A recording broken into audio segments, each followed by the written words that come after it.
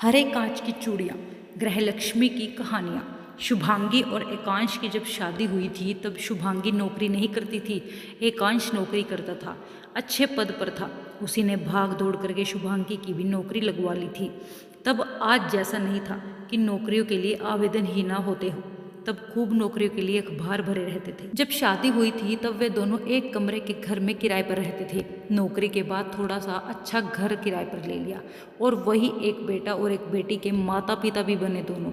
समय भागा मानो दौड़ा हो। दोनों बच्चे मेहनती निकले और आज दोनों ही बड़ी बड़ी कंपनियों में नौकरी करते हैं। सरकारी नौकरी के लिए बच्चों ने साफ मना कर दिया। चारों की नौकरी से घर में संपन्नता आई तो सबने मिलकर बहुत सुंदर सा बड़ा घर बनवाया जिसमें आजकल की सभी सुविधाएं हैं। कोई देखे तो कहे कि इतना सुंदर घर भी हो सकता है। शुभांगी और एकांश अब जीवन के दूसरे छोर पर है। उनमें बहुत प्यार रहा लेकिन पिछले 3 साल से उनके प्यार को मानो ग्रहण लग गया हो। तभी एक दिन शुभांगी ने एकांश को एक लगभग जवान महिला के साथ घर से मोबाइल पर बातें करते सुन लिया था। महिला एकांश के ऑफिस की ही थी। एकांश शुरू से ही विनम्र और सहज रहा है। किसी से भी घुलने मिलने में उसे बहुत कम समय लगता है। देखने में इस उम्र में भी बहुत सुंदर है। महिलाएं उसे सहज अपना मान लेती हैं। उसकी निश्चलता और विनम्रता उसे औरों से अलग बनाती है। उस ऑफिस की महिला से प्यार से बातें करने को तो सहन कर लिया था शुभांगी ने, लेकिन जब एकांश के मोबाइल में एकांश को उसके साथ फोटो में देखा तो रह नहीं सकी। बस मन ही मन कुढ़ने लगी और बजाय एकांश से पूछने से उसकी जासूसी शुरू कर दी थी। स्थिति यहाँ तक आ गई कि दोनों में दूरियां होने लगी। घर में कलह का साम्राज्य छा गया जिसका प्रभाव पहले तो बच्चों पर पड़ा और होते होते स्थिति यहाँ तक पहुंची कि दोनों में बातचीत बिल्कुल बंद हो गई थी। बच्चों ने एक दिन जब अपने पिता अर्थात एकांश से पूछा, पापा सच क्या है? सच यही है कि मैं निर्दोष हूँ। रही बात तुम्हारी माँ की, तो जिनके विश्वास कमज़ोर होते हैं वहाँ प्यार की उम्मीद करना बेईमान और बेमानी है। फिर भी तुम जिद कर रहे हो तो सुनो, जिस लड़की से तुम्हारी माँ मुझे जोड़ रही है वह शादीशुदा है। उसका बहुत सुंदर पति है और एक बच्चा भी। रही बात मेरी, तो मेरे साथ कितनी लड़कियां और औरतें फोटो कराती है। क्या सभी के साथ मेरे संबंध हो जाएंगे? मेरे ऑफिस के लोग तो मुझे विजय माल्या कहते। फिर हंस कर बोले, अब तुम्हारे पापा इतने सुंदर है तो इसमें उनका क्या दोष? दोनों बच्चों को पापा की बात पर कितना विश्वास आया था कितना नहीं ये तो नहीं जानते, लेकिन बच्चों ने ना तो एकांश से बोलना बंद किया और न ही प्यार करना। लेकिन शुभांगी का शक बढ़ता गया और धीरे धीरे उसकी जगह अहंकार ने ले ली। वही शुभांगी जो एकांश की हर बात मानती थी अब हर बात का विरोध करने लगी थी। और वैसे भी जहाँ अहंकार होता है वहाँ कुछ भी नहीं टिक सकता, तो फिर उन दोनों का प्यार कैसे टिकता? आखिर वह दिन भी आया जब शुभांगी ने एकांश से स्पष्ट कह दिया, आज से मुझे तुमसे कोई लेना देना नहीं है। मुझसे किसी भी बात की कोई उम्मीद ना रखना, खाने पीने से लेकर कपड़े धोने और सोने से लेकर।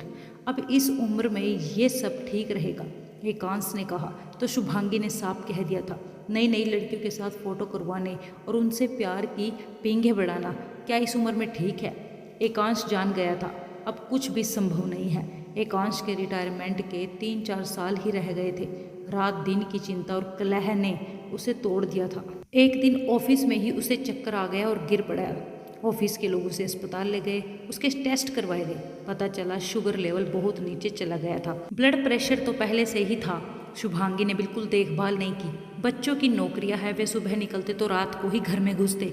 शुभांगी जानबूझकर एकांश को चिढ़ाती। रोटी पानी पूछना तो दूर, हार थक कर एकांश ने एक काम वाली महिला को रख लिया, उसके लिए खाना बनाने के लिए और कपड़े धोने के लिए। दवाई देनी है अर्थात सुबह से शाम तक घर में रहो, जो पैसे तुम बताओगी वही देंगे, खाना पीना भी यही करना। काम वाली महिला के पति ने उसे छोड़ दिया था। एक बेटा और बहू थे उसके। बहू निर्दयी और दुष्ट थी, रोटी तक भी नहीं पूछती थी। एकांश के घर उसे आश्रय मिल गया था। शुभांगी को ज़्यादा आपत्ति नहीं हुई थी। समय निकल रहा था। काम वाली महिला पूरी ईमानदारी निष्ठा से एकांश का ध्यान रखती। वह एकांश को साब कहती। ऑफिस जाते समय उनका टिफिन तैयार करना, ब्रेकफास्ट देना, जूते पॉलिश करके तैयार रखना और कपड़े धोने के साथ साथ उन पर प्रेस करना। एकांश का मन जीत लिया था उसने। वह एकांश की ऐसी सेवा करती जैसे उसका पति हो। वैसे भी एकांश का स्वभाव और सरलता हमेशा से सभी के लिए प्रिय रही है। कामवाली और एकांश छुट्टी वाले दिन घंटों बातें किया करते। कामवाली अपने पति की बातें बताती, सुख दुख के साथी होने का दम भरने वाला उसका पति एक झटके में ही कैसे उसे छोड़कर ना जाने कहाँ चले गया था।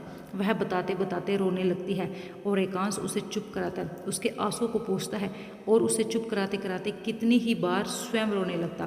कामवाली अपना दुख भूल उसे संभालती, उसका दुख बांटती। तब नौकर और मालिक का रिश्ता धाराशाही हो जाता है। एकांश एक बात हमेशा कहता कामवाली से, एक सपना देखा था, सोचा था शुभांगी के पैर अपनी गोद में रखकर घंटों उसके चेहरे को निहारता रहा करूँगा, उसे अपनी गोद में लिटाकर उसके माथे पर धीरे धीरे हाथ से सहलाया करूँगा, उसे खूब प्यार करूँगा। और देखो समय ने कहाँ से कहाँ पहुँचा दिया। सोचा था जब बुढ़ापा आएगा तो लाठी का एक सिरा मैं पकड़ूंगा और दूसरा शुभांगी के हाथ में पकड़ाकर चला करूंगा और बुढ़ापे में भी उसके सफ़ेद बालों में सिंदूर भरकर इतराया करूंगा। जानती हो सिंदूर प्यार की निशानी होती है, मगर कहाँ पता था ये दिन भी आ जाएंगे। फिर कितनी ही बार पूछता कामवाली से, क्या सचमुच मैं बुरा आदमी हूँ? अच्छा बताओ, मैं एक अच्छा पति नहीं हूँ ना? मैं सचमुच दोषी हूँ? अच्छा तुम बताओ। बताती नहीं हो, बहुत दुष्ट हो तुम। उसे कहते कहते बच्चों की तरह बिलखने लगता। तब कहीं से नहीं लगता कि वह इतना बड़ा सांप है।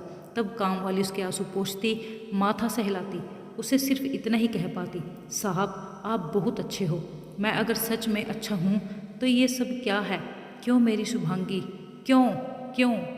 उसका ऐसा कहने पर कामवाली उसे शांत करती। तब दोनों बिल्कुल चुप हो जाते, लगता जैसे अपने अपने दुखों को ओढ़ लेते हो या फिर दुखों से निकलने के लिए एक दूसरे का सहारा बनने की कोशिश में हो। कामवाली आई तो उसकी देखभाल के लिए थी, परंतु न जाने कब उसकी सबसे अच्छी दोस्त बन गई थी। इधर शुभांगी रहती तो घर के फर्स्ट फ्लोर पर थी, लेकिन नज़र कामवाली पर पूरी रखती। एकांश ग्राउंड फ्लोर पर रहता था। कहीं पर एकांश और कामवाली हंस हंस कर बातें भी कर लेते थे, जिसे सुनकर शुभांगी अंदर तक जल भुन जाती।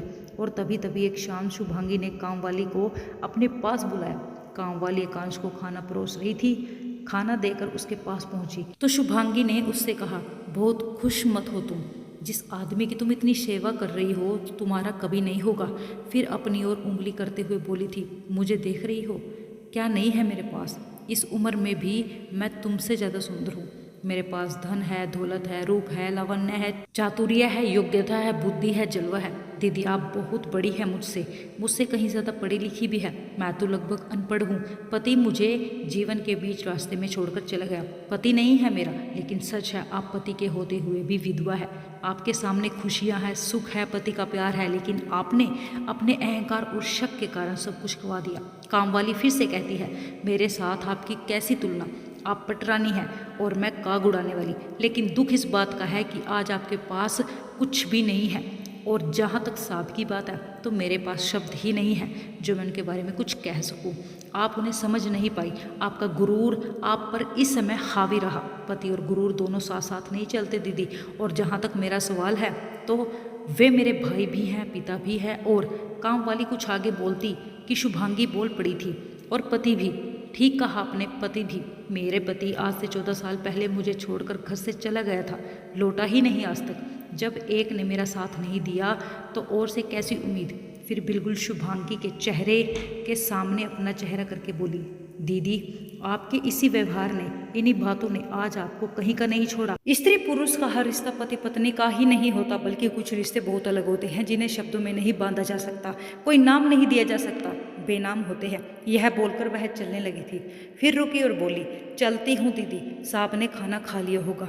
फिर आगे बोली, आज आपकी बातों के चक्कर में उनके पास ना बैठ पाई, नहीं तो खाना अपने सामने ही खिलाती हूँ उन्हें। आपको तो पता ही होगा, साहब को खाना खाते समय पहले ही कोर का पानी देना होता है।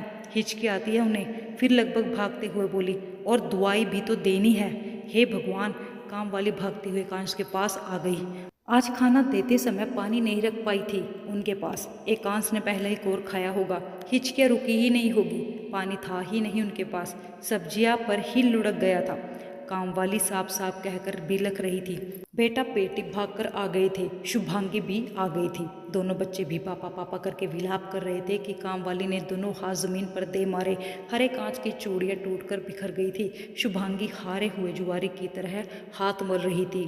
तो दोस्तों, अगर आपको वीडियो अच्छी लगी है, ये स्टोरी अच्छी लगी, वीडियो को लाइक करना, शेयर करना, साथ साथ चैनल को सब्सक्राइब जरूर करना, क्योंकि एक वीडियो बनाने में हमारी बहुत ज़्यादा मेहनत होती है और आपके एक लाइक शेयर सब्सक्राइब से हमें आगे वीडियो बनाने के लिए मोटिवेशन और खुशी दोनों मिलती है। Thank you.